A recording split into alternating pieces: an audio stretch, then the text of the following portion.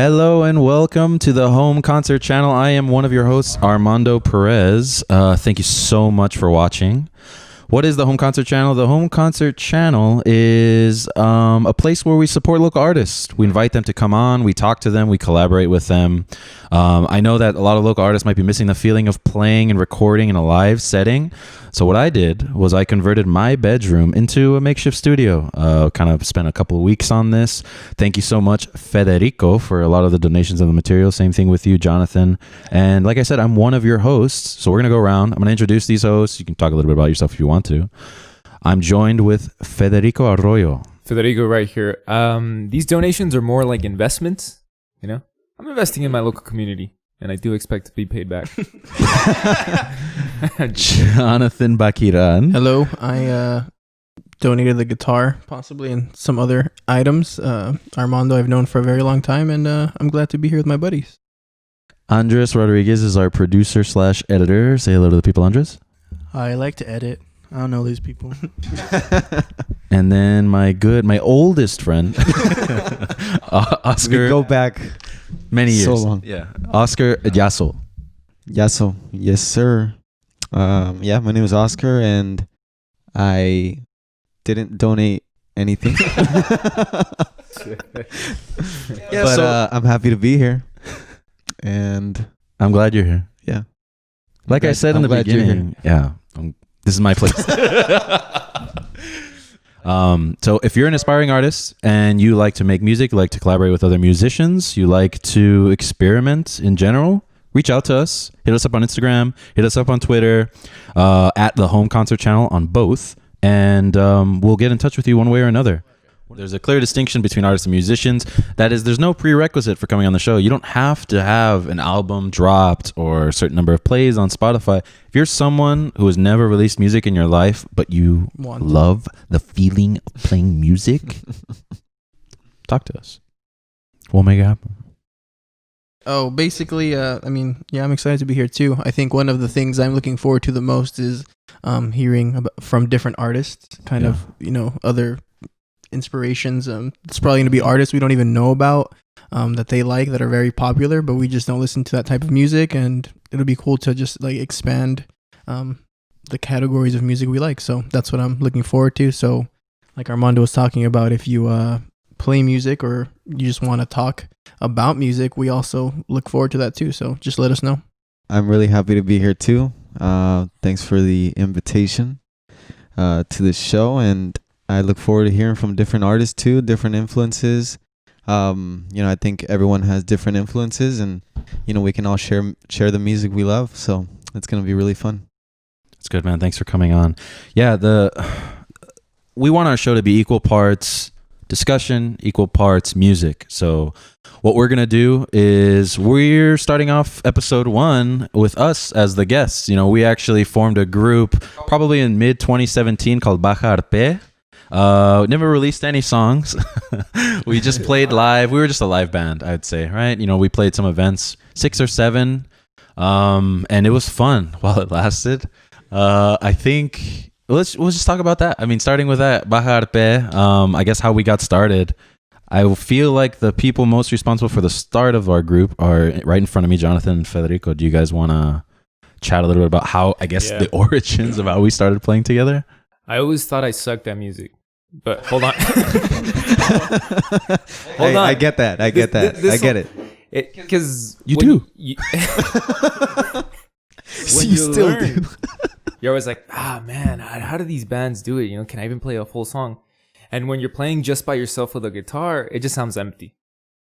And so I would kind of talk to Jonathan, and I think we realized that we're missing percussion. None of us knew how to play percussion, and the emptiness, we felt like we just didn't have our drum set, we didn't have percussion. And so I remember I had some old drums, like lying around, like in my backyard. And then I was like, dude, we can turn this drum set if we invest a little bit. And we'll turn it. And so like, just to see, like, is it true that with a percussion and like now a harmonic instrument, it'll be a lot better? And I recall I contacted you because I wanted to borrow a bass. I don't know if you remember this. I contacted you That's and I true. said, hey, can I borrow a bass? Because I had a guitar and I was going to buy a drum set just for myself. But Mhm. he was like, well, let's try to upgrade this drum set I already have. Which, I mean, in the long run, we should have just bought new Yeah, we stuff because I replaced all the cymbals anyways.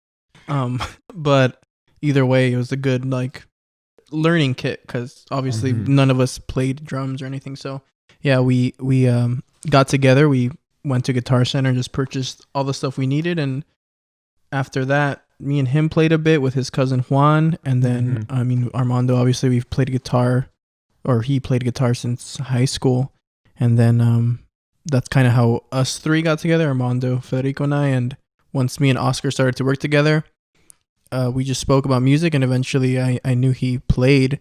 And one day we invited him, and the rest, you know, we just got together. And I don't know if Andres wants to talk about how he kind of started with us.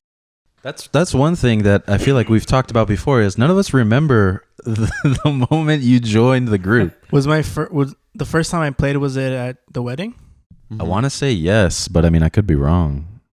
I think you just asked Yeah, it was the me wedding. because I had gotten a piano just because I wanted to play. Mm. And then you asked me because you wanted to play songs that had piano in them for the wedding. That is true. And then we started jamming. I'm trying to recall the timeline. I can't place when. So like the show we It was played when- before that was when Che we were- Cafe. Yeah, when we were preparing for the wedding, that's Really? I don't. I so went it to was your like performance for that. I watched you for guys Che. Oh. Oh yeah, you Yeah, were he there. did.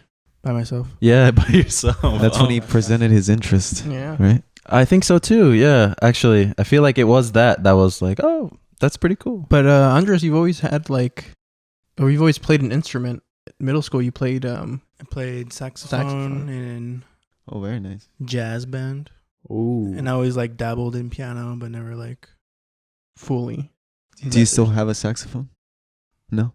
I have a I've quick been question. wanting to get one though. How much does a Expensive, huh? saxophone run you for? I mean, there's like cheap Amazon ones for like $200-300, but like a If that's a but cheap like a one. student, but like a student beginner is like $600-700, I think. It's like a guitar. No. Oh, dude, you can get a good Oh, not guitar for like $90. You can't. I guess so. Okay, wait. I guess that's like a completely different discussion. But I mean, the Squires can sound good if you run them through some like. How much was So- your? Yeah, but Squires are like the student.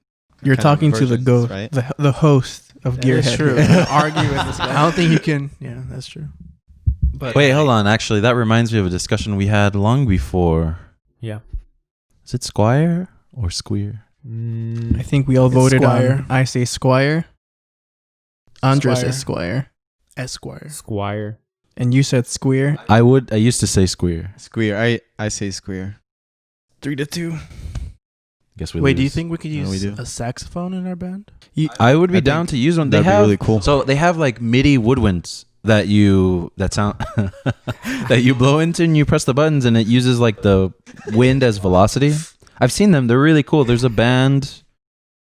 Armando. I think the band that opened for Phoenix, Phoenix, they had that. a sax player on off to the side, and it was Yeah. very like different for us to hear, and we thought it was very cool. It was super cool.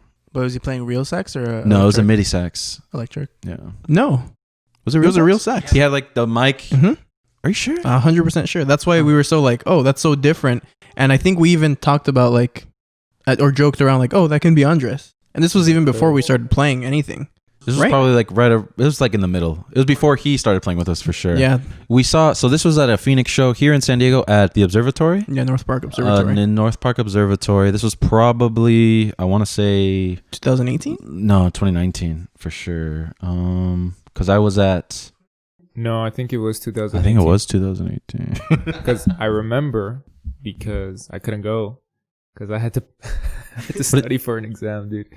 And I was freaking out. Was it your last year of undergrad or your first year of It was master's? my first year of undergrad, but that year I had to apply for graduate school. So I yes. really needed to get a good grade. And so I was like, I can't go to this concert. Dang, you missed out. It was a good show, man. Very I love good Phoenix. Wait, your first year of undergrad? Yeah, he transferred from Southwestern College, right? Shout out to Southwestern College people. Hopefully Bro. you transfer. That's me. get that FAFSA. Yeah, but speaking of like live performances, do you remember our first live performance? It was, yeah. I think Oscar could talk a bit more about our first live performance. Oh, no. Wait, No, what it about wasn't. your first? Yes, it is Yeah. Oscar. First live No. performance. So our first ever performance was a 5th of May. Mhm. Oh, it was my at your house. house. You were singing. I was singing. Yeah. No. Yeah. Yes. It was. He's right. It was Castelli's No, graduation. hers he's was right. after. It was after. Hers was like 3 weeks after that. Yeah. It was just a regular backyard party. Yeah. Really? Rico's. Damn, I don't recall. And they said, damn, dude, you got a lot of work to go. They really did. We actually It was asked rough. around. They were like, it was all right. Yeah, dude. It's like, maybe you guys need a new singer. Bro. Wait, that was your first performance? That's what I don't recall. Was I there? No, you were. No. I was Yes, he there for was another there. time. No, he was not there. I was there another time you played at Rico's house. Maybe it wasn't that one. But was Oscar singing or Rico? I saw it recently in a picture on your Google Photos. It was like a party at Rico's house, and I remember you guys played. I don't I don't recall. know. It might have been that one. Might have been. I don't know. For the record, I feel like we've only played at your house once. yeah. I think I was there. I'm in the photo. I would have invited him. Yeah, but he was going to Riverside at the time. I would have. What was the party? Cinco de Mayo? Yeah, it was just 5th of May, man. Was that the day that we did karaoke beforehand? Yeah. Yeah, I think the I was day- there. It was Jonah's. It's because Jonah was there. Yeah, I was there. Okay, yeah. Oh, I was there. Yeah, so that was our first show. Yeah, that was our first show. It was not good. Yeah, it was not good. But I mean, I feel like that's I feel like it's everyone, right? Yeah, everyone, it's- live performances. You have to, I mean, it's the age-old adage, am I right? You have to be a fool to be a master. And we're still a bunch of Exactly. fools here, but I mean, you know, we're better. We've progressed, yeah, for sure. I have a question for, I guess, for anybody who wants to take it. How do you move past that, Doubt stage. like, you know it's not good? You just don't think about it. You just do it. You just get on that grind. just keep You going. just do it. You just keep doing it until you keep getting better. Because if you don't do it, You won't then you It don't doesn't get done. practice. Yeah, it doesn't get done. Feels bad though, right? Like, like knowing that you're not good though. But don't you think you're already? You don't think you're past that point yet? I feel like I am past the point where I can recognize when I'm doing something wrong and how to improve it. But I wouldn't say that I can be really good without like a lot of practice. More than somebody else. You played for, I mean, you played with a band before us. You played for, your church. Yeah, that's true. So I feel like wouldn't you have to practice pretty much every day? It's true, but it was a different type of music. So I feel like you can get really good at playing a certain type of music, and getting outside of your comfort zone almost feels like learning everything again.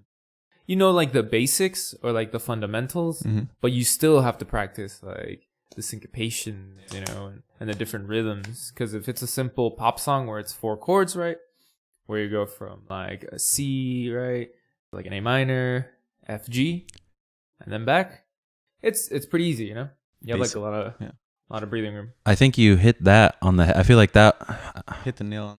you hit the nail on the head with syncopation and timing. I feel like that is a super underrated part of learning to play, especially in a group setting.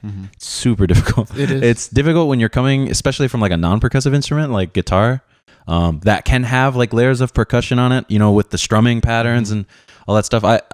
Yeah, like Jonathan said, I mean, I played amateur guitar in high school. I think I had maybe performed like twice in my life before that.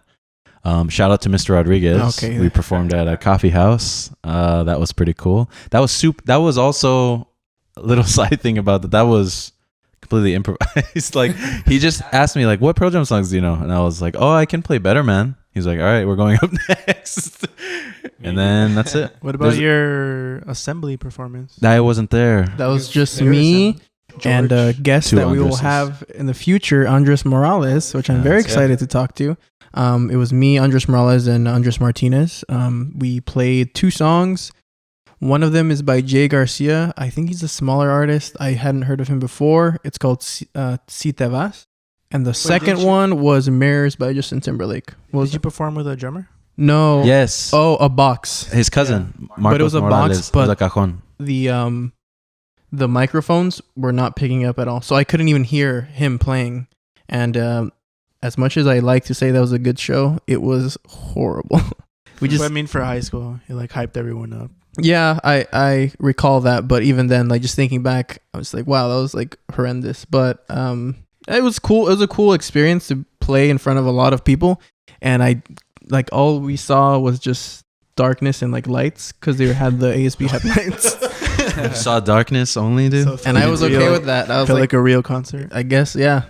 And I mean, I've been to a lot of concerts, so it was pretty cool to play that. So that was one of the worst shows I've ever had. What do you guys think are like the worst shows that we've had? Or I think you have that had? it's I think that it's so crazy. I guess touching on what you were saying earlier, it's crazy to think how we're still not perfect. We're not great by any means, but how much better we've gotten, like compared to that and compared to our earlier shows, just playing together.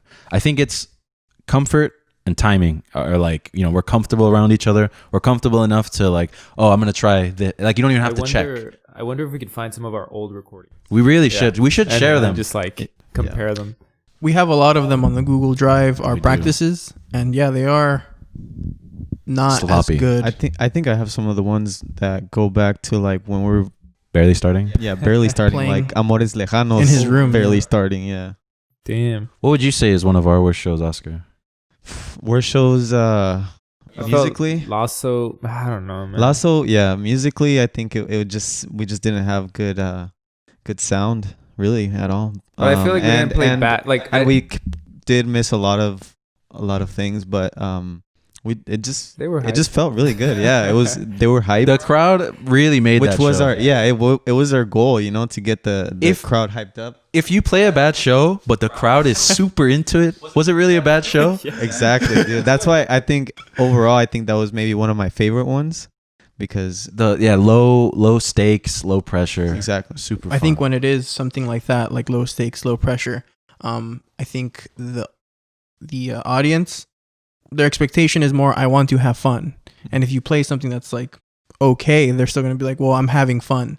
Because we didn't have monitors or anything. So like No. I couldn't, the timing was just horrible. Our speakers were like freaking. they were blowing out. And they were like, because you had to, the audio had to spread out over a huge space, right? It did. And I feel like our gear is just not equipped for that type of setup, but we just did it anyway. And that's another thing. I guess, so my name is Federico. If you're looking at this, this is going to sound like, and just so you remember, Federico, whenever you think of Federico, think of Gearhead. Okay? Federico Gearhead. So I review gear and I really like to look at gear. And there's a complete difference from having a very good live like a performing gear with like good speakers and having a recording one. So a lot of people think like, I got a recording one. The speaker's pretty loud. I play music at my parties and, you know, that's fun. No way. Like when you're playing live, whole different ballgame and they get really expensive. Yeah, hell yeah. Anyway, but yeah, we didn't have the right gear for that show. I would say that was a bad show also. Was that your last performance? That was our most recent one.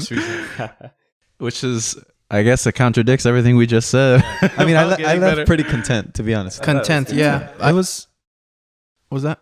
No, you go. I was going to just say, and the wedding, the video that I've seen the most that I've listened to, and I was like, okay, this was good. As simple as it is for the drums to play, because it's just constant, like, is Lobo-hombre in Paris. So that's a cool song that we play quite a bit, and it is simple for me, but I just like, because I think something that I wanted to do in learning drums that I just watch YouTube videos all the time is a lot of, I think, people that play drums sometimes, they want the drums to be the thing above everything else, like just constant fills and stuff like that that's going to play over the guitar or the bass or something. But something I wanted to do when I was learning was like drums is the background. It's just like meant to set the pace or something. Like I'll do fills here and there, but I shouldn't be constantly just like going crazy on fills and playing really fast. So I like Lobo-hombre in Paris for that reason. So when we play it, I do enjoy it a lot. That's funny you bring that song up because that is one of the songs we're going to be performing today. Like I said, we're going to be playing a live performance for you guys as Baja Arpé. Lobo-hombre in Paris is one of our favorite songs to play. It's one of Oscar's favorite songs to sing. I know that. And stay tuned. We'll be playing that later today. Well, yeah, that's the story of how we got started as Baja Arpé.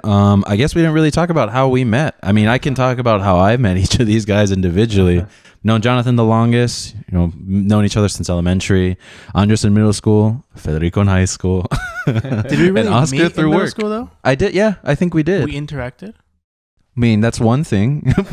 But meeting. Call it like I've that. seen you. You were you were in like all my classes, longer hair, cool guy. And yeah, Oscar He's like I not said, a cool guy anymore. No, Or he's is he? not. but meeting Oscar through work was, the probably like 3 years, I'd say, right? 3 years. Yeah, 3 years ago ish. Yeah. Thanks to Jonathan for getting me a job there in the first place. But yeah, I stayed on. Like Jonathan mentioned before, we kind of just found out he was into music, into performing music, into playing music.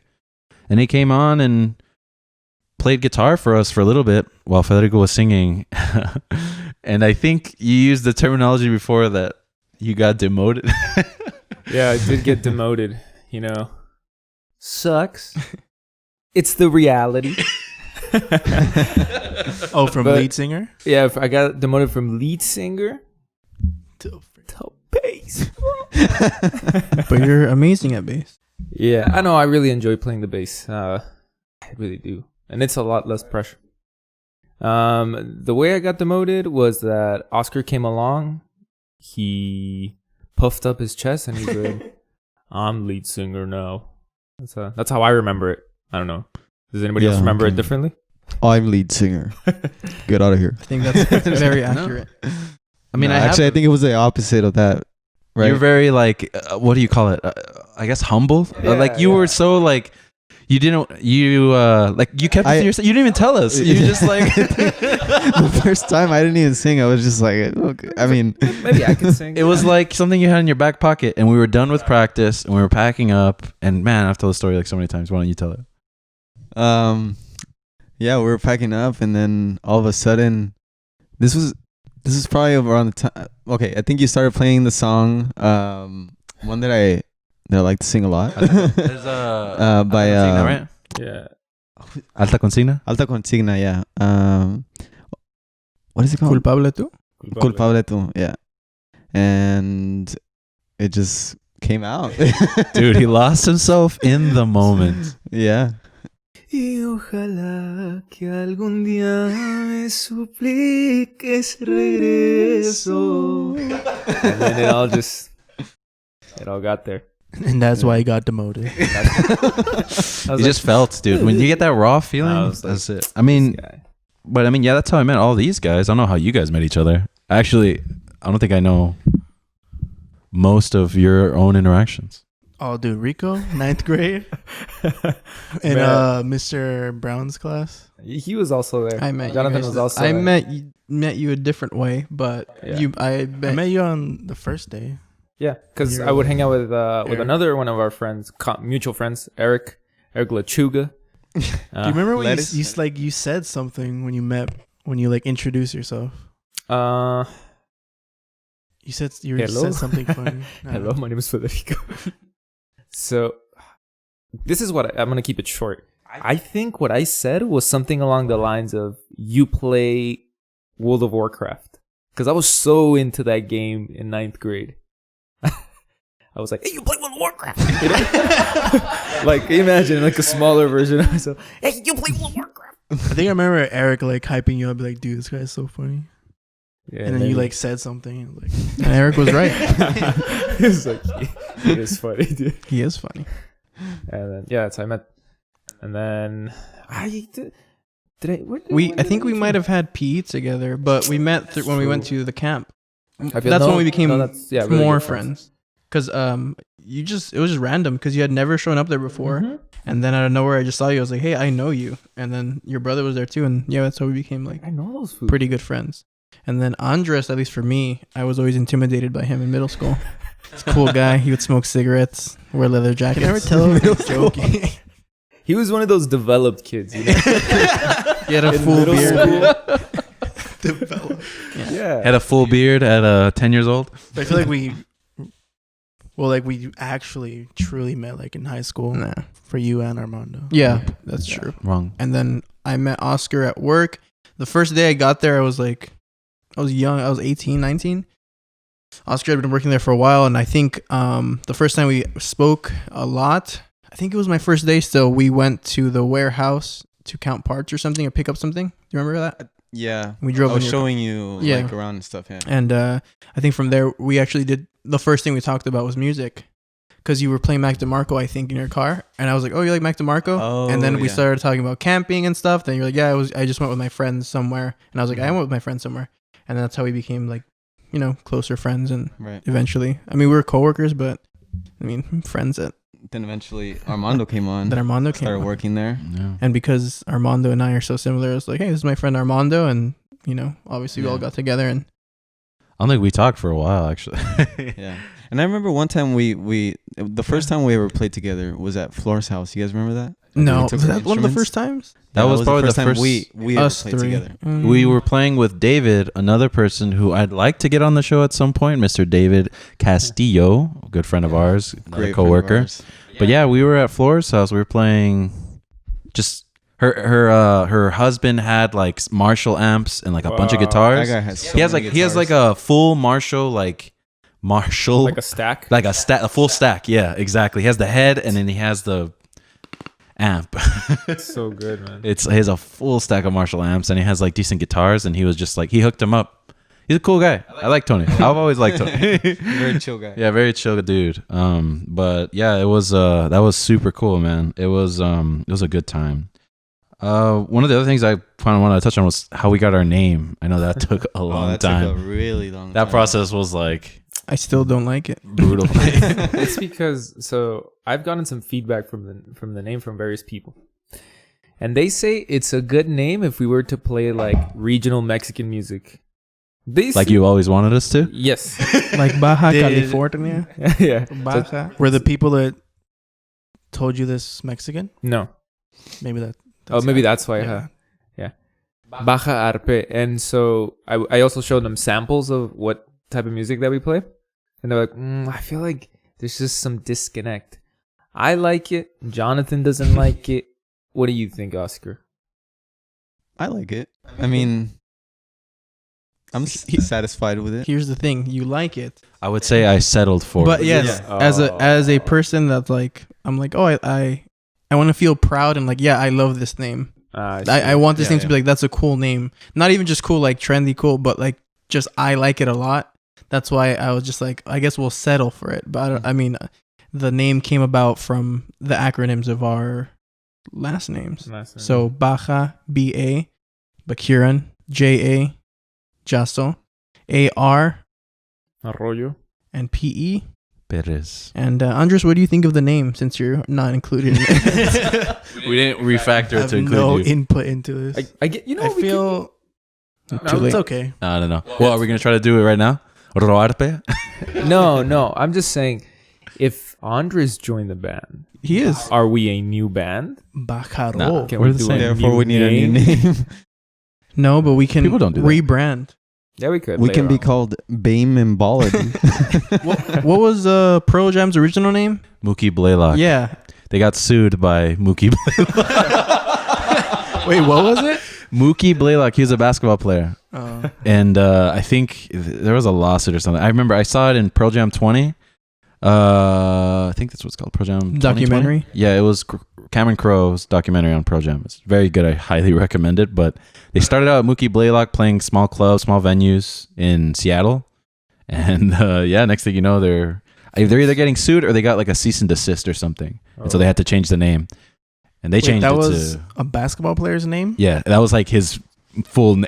But what, you can't have someone else's name. I guess so. I don't know what the rules are. Can you Maybe- trademark your own name? So if Baja Arpe, if you're out there, can you give us Jordan? permission? Jordan. Michael? yeah. what? Yeah, like Michael Jordan. B. Jordan? Oh, the band Jordan? Like we could probably No, not the name country. our band Jordan. The country's gonna get copyrighted. From By Michael Dude, that reminds me of a side thing. There's this city in Turkey. I think it's the capital. Or it might Istanbul? be. Istanbul? Called Batman. Okay. Oh. They sued DC for Batman. Batman. I swear to God, look it up. Andres, pull that like up. in the 60s? Or? I don't remember when. It might have been when it first came out. Detective Comics. The point being, I don't love the name. You're not crazy about the name. I would like to rebrand eventually. If we I would keep, like if we that. continue to play, and we want to move forward. Andres would like it because I he would can be like that. included. But I mean, I would agree. Yeah. I think we could do better. we do have like a future to pretty play and stuff because Armando's been like creating a bunch of music, and Oscar, you'll like remix it and like together I mean- just does sound good, and that's what I look forward to. Just I think that moving forward. I think we do have room to improve, to come up with new ideas, Absolutely. that kind of thing. But I mean, as Baja Arpé, that's how we came up with the name. We talked about our first live performance. We talked about our worst one. I feel like we're gonna get different answers here, but what would you guys say is our best one? I guess I'll start. I feel like our best one, honestly, was Che. I think Che. So the wedding was great. The wedding was great. Loved the wedding. I loved the bridal shower that we played in TJ. But Che, is there something about Che that was so? I guess the only word I can think of is stripped down, bass, guitar, drums. That's it. And it sounded very good. Like when I listened to clips back then, I think Oscar's voice was probably the most on point that I've ever heard it. I think that your bass playing was pretty solid. Obviously, the fills that Jonathan did on the drums were very, very cool. My guitar audience wasn't clapping was pretty good, I think. Andres was there. In the audience. I can't think of any right. Really? Like a specific one because I'm in between also the wedding. I also thought, believe it or not, Castelli's birthday party was really good. Like I thought that it was good. Birthday party? Graduation her birthday party or birthday/graduation party. I wasn't aware. Did you guys not Good like for many reasons. Yeah. One of them that we played very good. What was that? Did you guys not like the UCSD performance? No, that was Lasso. That's Lasso? Oh, that's what you're talking about? Yeah, it's an event called Lasso Fest that they do Did you guys- every year. Not like it? Nope.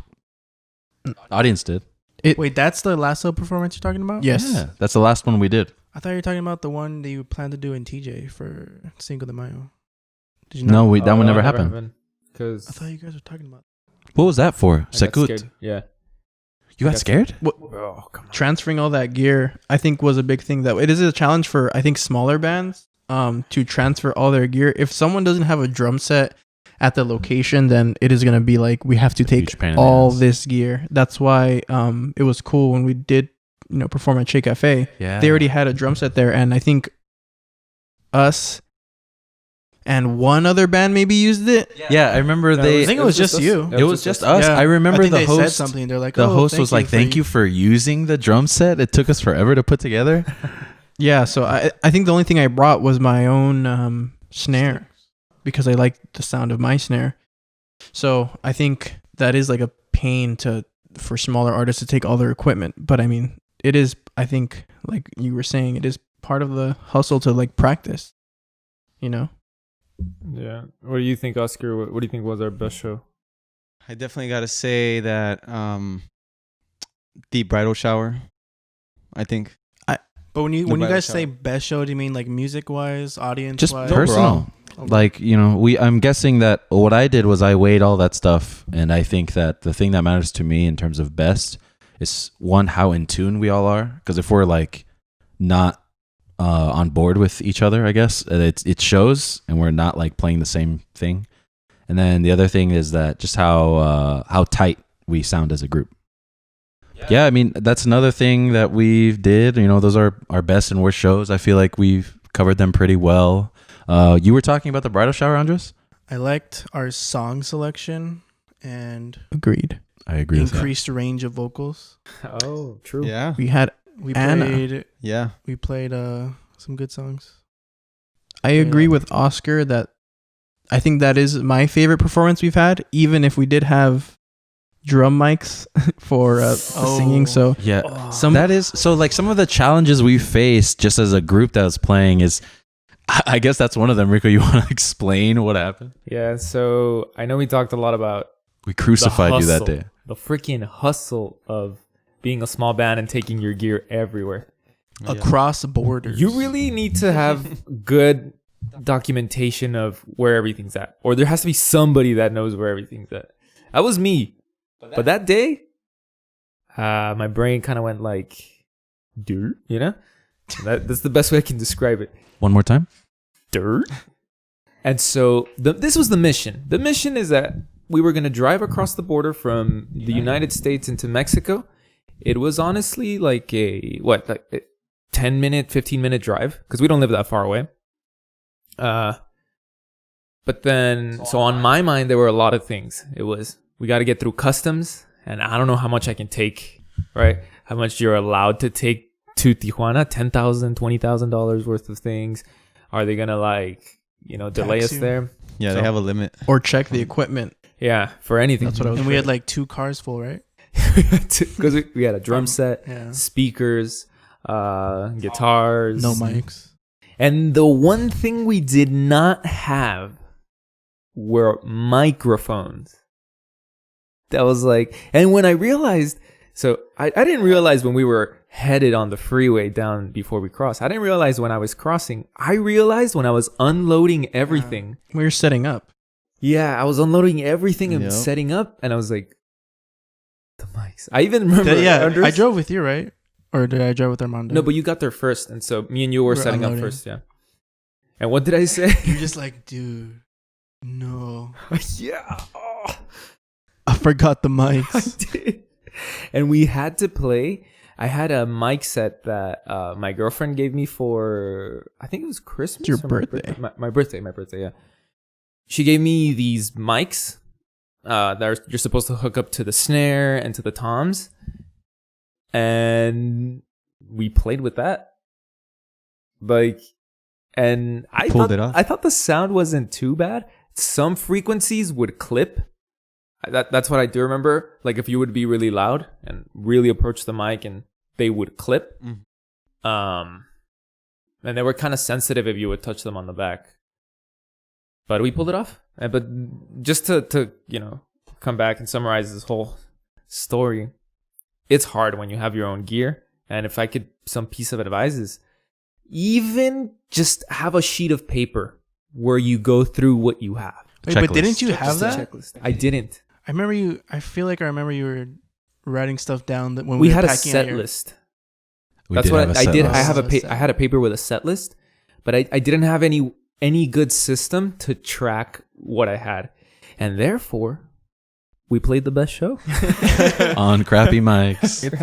Yeah, Yeah. it just depends on people or the person. There are people that are extremely organized that have calendars for like, I'm doing this today. I can't do that. So I'm not going to be the one to be like, hey, do we have this? Do we have that? Do we have this? When it comes down to like that, I did, entrust Federico with it. And obviously he failed me. I'll I never thought we were forget the done for mics it, dude. again. It took dude. us a while I until know. we came up with the drum mic solution. I know. We were just like, We were like, what are we gonna do? Like yeah. But Well, I mean, that's just one That was challenge. Let's get into our next segment called Gearhead. Here we talk about gear. Does quality matter? Does price point matter? And the answer is probably yes, but not in the way you think. But here we're going to explore all those things, and we're going to start with a little segment and something that's very native to me. We're going to talk about bass. I was actually going to name this segment All About That Bass, but I think it's a little cliche, and it's already pretty much used everywhere. We pay money for that. For the song, they'll have to pay money to us. Dude. Anyway, so the topic here is active and passive basses. What does that even mean? It depends. It depends who's asking, No, it's got one definition.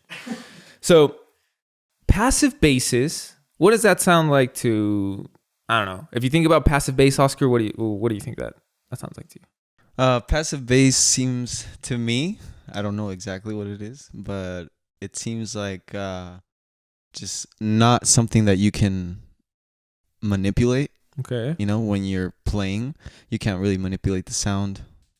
Does that? Yeah. So you can manipulate the sound, but it comes from different ways. They've always said like, So a passive bass is something that does not have like the definition, it does not have an active preamp in your bass. What does that mean? It doesn't have extra knobs.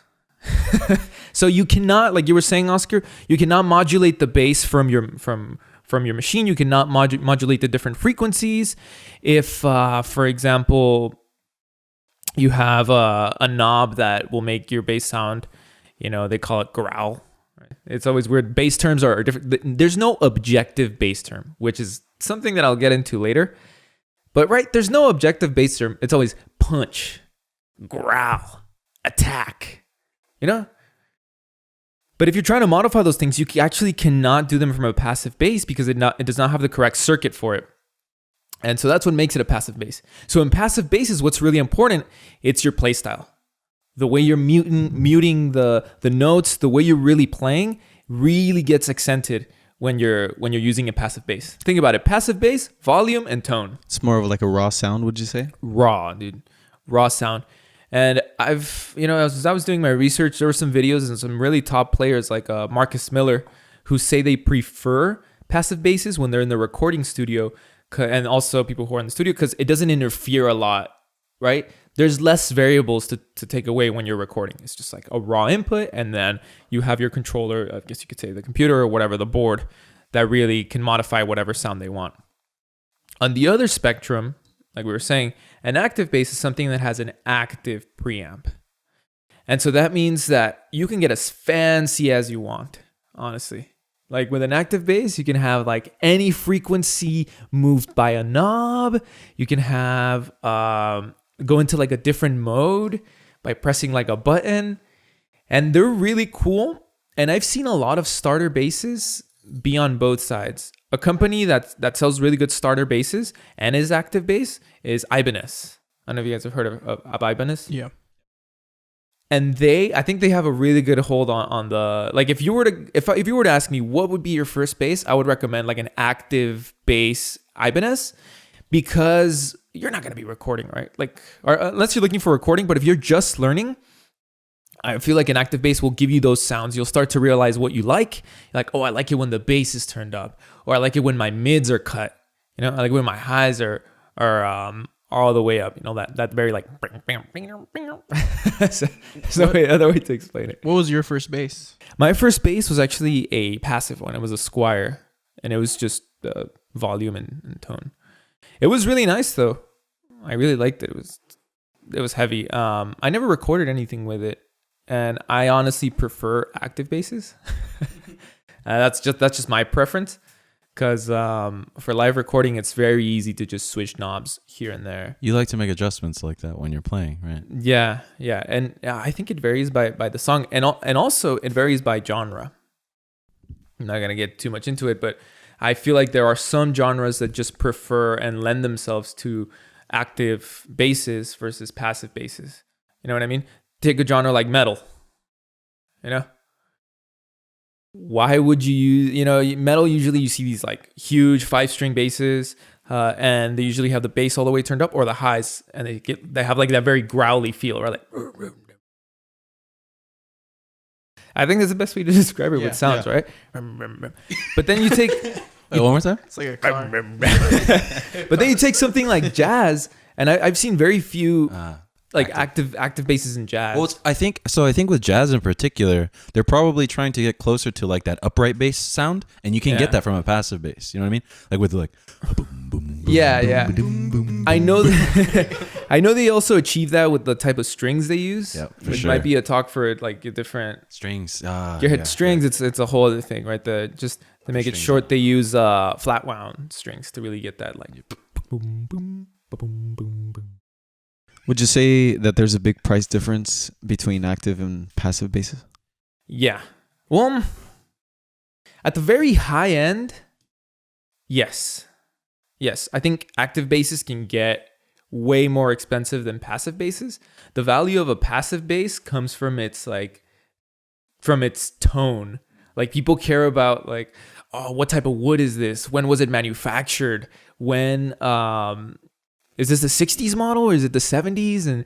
And what did they use? Like, that's what they really care about, profile.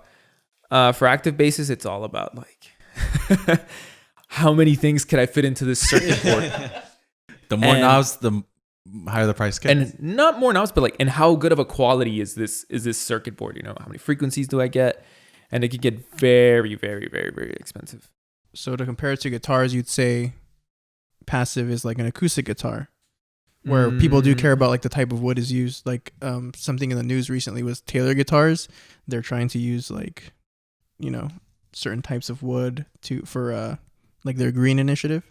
So would you say that's kind of a thing? So, or like if I'm comparing passive to an acoustic guitar, is that sort of right or not really? I think there's also a comparison between, I guess in some sense, yeah, but I also feel like the same applies to electric guitars, Yeah. where people will look for certain types Maple, of wood. yeah. Oh, I For understand. certain types of It's wood. particular in the neck, I feel, is definitely where that matters the most.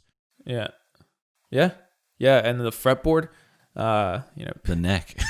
And honestly, I also want to get your guys' experience. Like, I've not had a ton of gear, and I haven't even researched a ton of gear. I pretty much have had to make do with what I can get my hands on, Yeah. and I think that's also a pretty good teaching tool too, because you figure out how to get good sounds out of whatever you're given. You try That's to just true. squeeze the absolute best sound out of not so good gear. I feel like that's what you meant in the beginning too, where yes, but not in the way you think. Does gear matter? I think the answer always is kinda.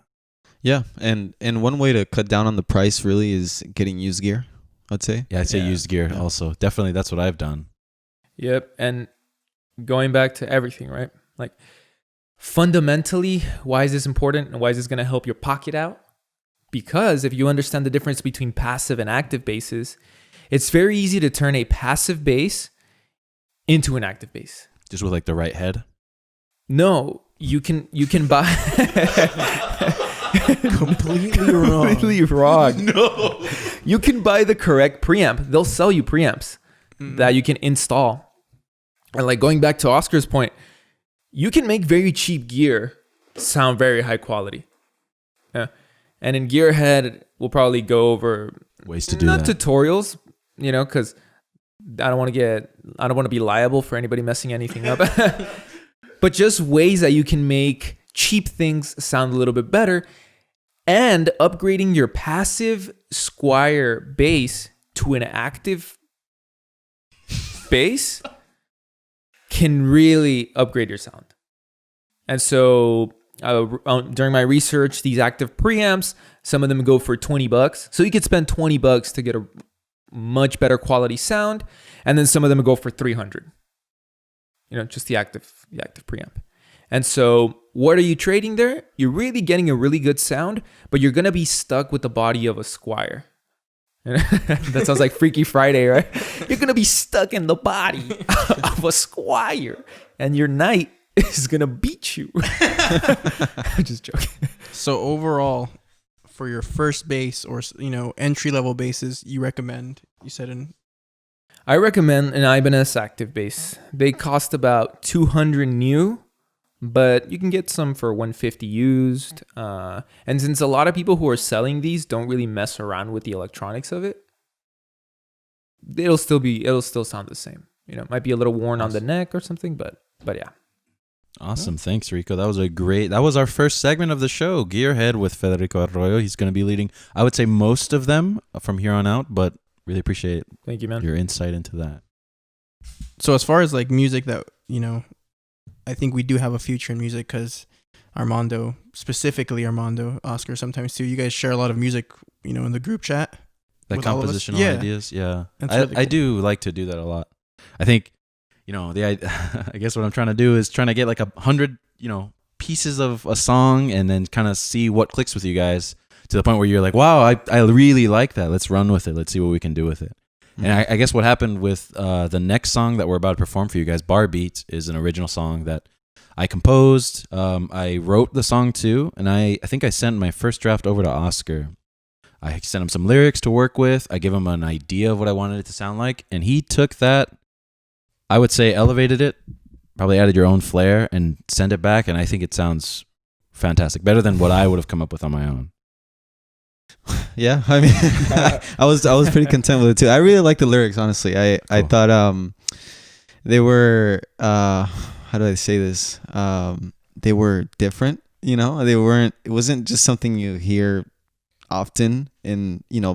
popular songs. Like, But yeah, I mean, I really liked it, and yeah. what would you say is something that you hear in popular songs? I love you. I never hear that. I think that is something that we've all struggled with. Like everything you write about or everything you want to write about is like, oh, it has to be like a song about a person or a thing. I asked Armando this recently. Where were we going? I think we were driving to Target to buy stuff, but I asked him, why is it called Barbeat? And I think you explained also how the lyrics came about. Yeah, so it's called Barbeat. So first off, get GarageBand. GarageBand is a supreme. In other words, get a Mac product. Get GarageBand. It's a super useful tool. They have what's included, at least in GarageBand iOS. I've never used it on an actual Mac device, but in GarageBand for iPhone they have Apple Loops, and so I kind of use that as the base of the song. There was a canned beat that was in there called Bar Band Beat 09 or something like that. I used that and I really, really liked the tone of it. It was like a different tempo, but I slowed it down and I based the drums off of that. I didn't use it in the song itself, but they're very close, very, very similar. The final drums in our song versus what was on that original Apple Loop. And once again, it's called like Bar Band Backbeat or something. And I was like, huh. And so when I saved the working title was Bar Beat, just because. But I hadn't written any lyrics at that point. I started once I had like a verse chorus kind of down, is when I actually took the time to start. I probably wrote that song during a weekday at like 3:30 in the morning. I could not sleep. I was like, huh. And I started writing and I was like, all right, I might as well just finish the song. And I was like, okay, well, bars, we're in San Diego. There's things that are relative to where we are. yeah. I kind of just went that route, and it has to do. I guess it's a little bit about. I don't know. It is about a person. It's a breakup song, really, but I'm in a loving relationship. Yeah, the way I You don't need to interpreted draw it, inspiration from your actual life. the way I interpret it with the lyrics, it's sort of, and with the title, but I don't know if this was meant to be, is that you're just at a bar, right? And you hear that beat. You hear that heartbeat. Heartbeat? No, it's sort of like you're at the bar and you just get that feeling of like you just broke up with someone. You're at the bar. Drinking. And you're just like, Just beat. Sounds like a there's some movie sort of type beat thing. to it. I'm just here at the bar beat. I'm just here at the bar beat. Oh, sorry, Shrimp on sorry, the camera. Barbeat? I don't. What do you? I don't know. You're the author of the lyrics, man. I'm just making things up. Those are I wrote mine. them. Oh, you wrote the He lyrics. said he performed them. I don't even know the lyrics. Yeah, I don't know. I've never heard them like clearly. When I listen to the song, I don't understand. Like, that's fine. Yeah. But I've never even seen them written, so I don't even know what it's about. That's I why should I probably asked send you. it to you guys. Can you actually wait? Right Can now, you- can you say the words to the verse? Maybe two lines. To the verse, it's driving down memory lane and I can't recognize a familiar face, but when you touch me, cut me, cuff me, trust me. It all comes rushing back. Okay. All right. So, yeah, that's That's cool. like you're obviously in a relationship. So if it's a breakup song, you are like, Happy. yeah, you're fine. I mean, I think it's. I a didn't load even of think crap of that. it of a break. Like, I didn't know it was a breakup song. I didn't know it was either until it was. I think it's a load of crap that you have to take songwriting, Yeah. like teaks from your own life. Like can do whatever you You want. can do what you want with it. Yeah. And even as a listener, you can make what you want of it. I mean, I think so too. Yeah. Like rappers, sometimes they'll say. You really think they got ice in their veins? I don't think that's true. You think they actually did life, bro? So they're like, damn, I did life.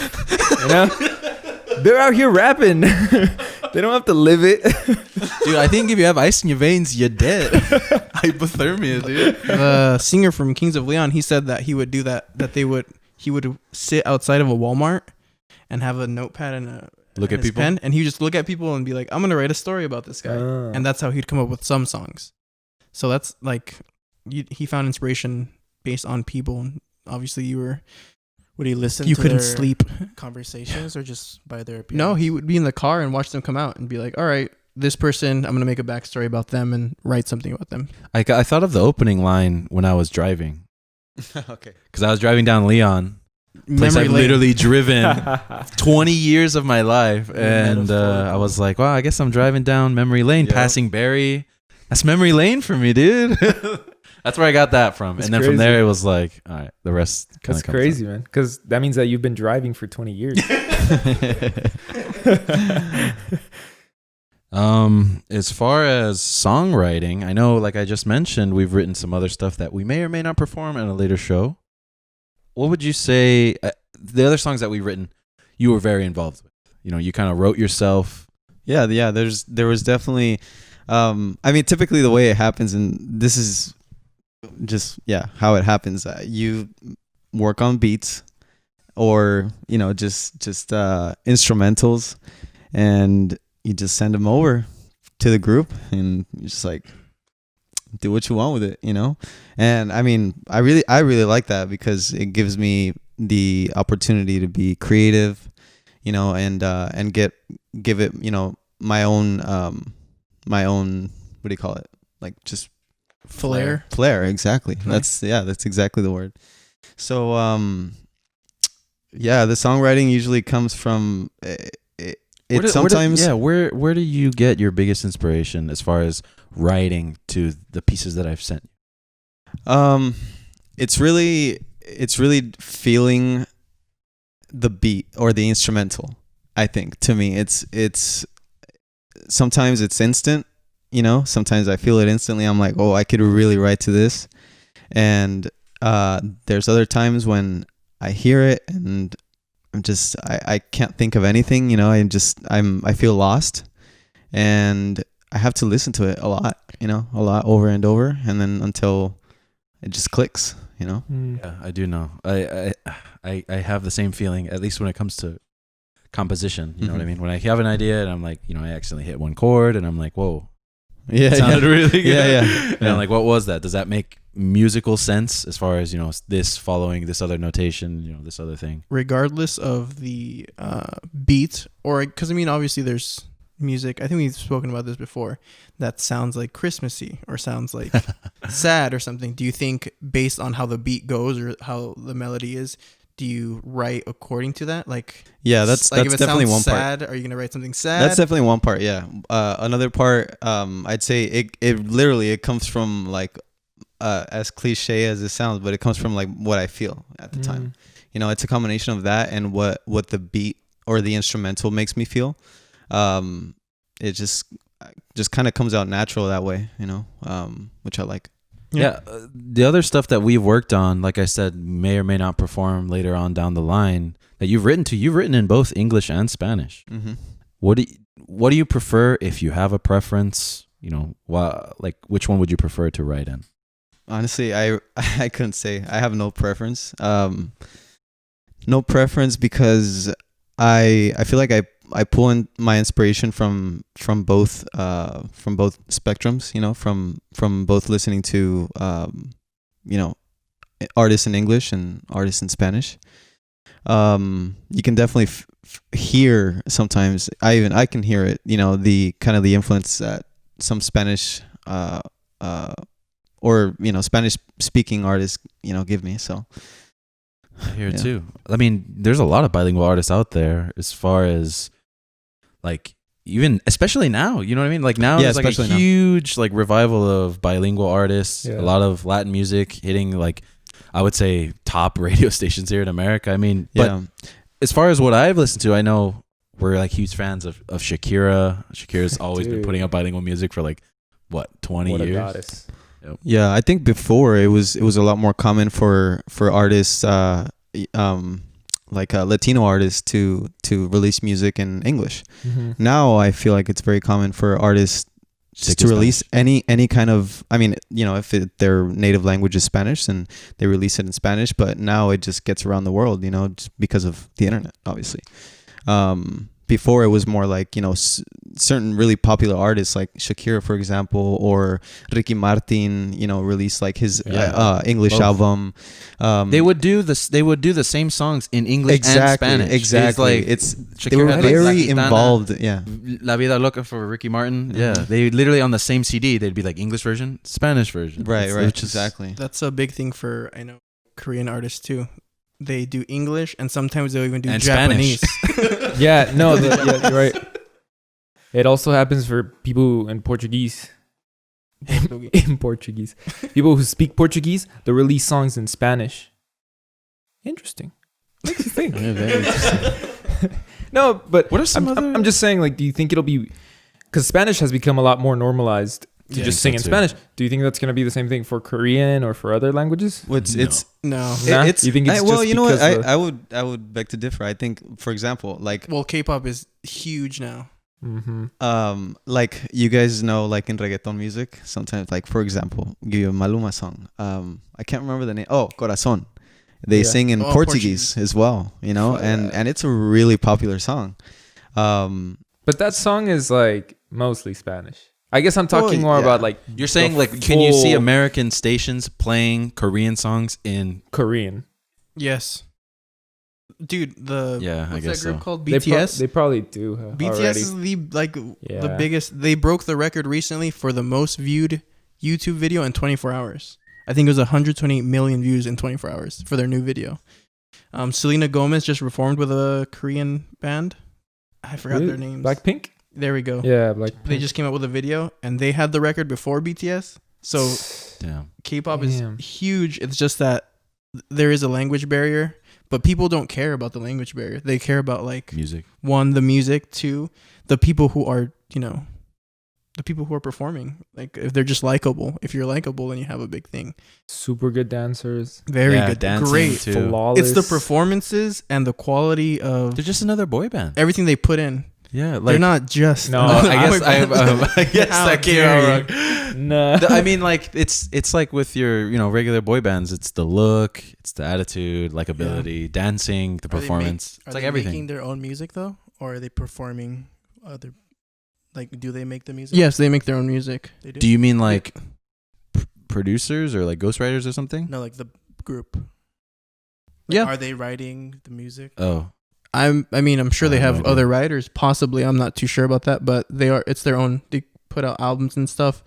They collaborate with a lot of American artists. But do you know who the number one most listened to artist on Spotify is? no. Take a Drake. guess. Drake. I would have guessed Drake. I'm pretty sure it was Drake like 2 years Wasn't he ago. like the past 10 years? It's Drake. It's actually The Weeknd at 63 million monthly listeners. Blinding Lights, dude. I would have never guessed. Yeah, Was that only after his newest album drop? I'm not sure, but I was just looking on his page because I like The Weeknd, and I saw number one on it, and I was Bro, like, who doesn't "Huh?" like the weekend? Working all week. So he's Come number forward one. to the weekend. So that's like, it's English, but I don't know if obviously Oh, Spotify, Spotify is international. Yeah. Yeah, I forgot. Swedish, right? everything. Mhm. Switzerland. Everywhere. So I wonder, like, obviously English is, or American music is the most popular. Like the hegemon. What if, dude, in the future, It's not. stops being? It stops being. Well, like from your trip to Japan, you said they played a lot of English other music? world music, not Reggaeton. many Japanese. Yep. Yeah. They played. You know what they played a lot of? I probably heard like 4 or 5 like Pitbull songs while we were in there. They played Yeah. a lot of Pitbull. Mr. Worldwide. Yeah, he is Mr. Worldwide. Worldwide.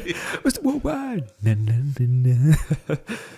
But it is interesting to, other languages and how it emerges because, I think it's only a matter of time. yeah, too. even if you write in Spanish or like you enjoy it and it can sound as good as English, there's no, preference that I think all have because we all have listened to English and Spanish music. So every time you write, like, I think we just like it because we understand it. Even if we didn't understand it, again, K-pop is just as long as you like the beat and The people. Yeah, the you don't even have sound. to understand the lyrics. It was just Yeah, it's like really I don't the sound understand of it. Barbeat at all. I mean, there's a growing We're just population saying out that, there dude. who just, who's listening to K-pop and they don't understand. There's Yeah. more and more people. So I guess they will top the charts. Koreans are taking over. Okay, guys. Well, this was the first episode of the Home Concert Channel. Once again, I'm your host, Armando Perez, signing off for the rest of us. Do us a favor. Please follow us on Instagram, on Twitter, at the Home Concert Channel. You can listen to our show on iTunes and Spotify, as well as YouTube. We're going to be uploading it to YouTube as well. I just want to say thank you to you guys. I mean, it takes a village really here, and without these guys' support and your time and your dedication, this would not have been possible. So thanks, Rico. You lent a lot of gear, a lot of bass equipment too. So really appreciate that. Jonathan, thanks for the camera. Thanks for helping me set up the decorate the set. Really appreciate your time there. Andres, thanks for taking on and tackling the editing. Really appreciate that. And Oscar, thanks for being our front man. Thanks for writing and contributing to the song creating process. Once again, I'm Armando signing off. Please watch us again next week. Thank you. We're gonna be on iTunes. Well, now we have to be.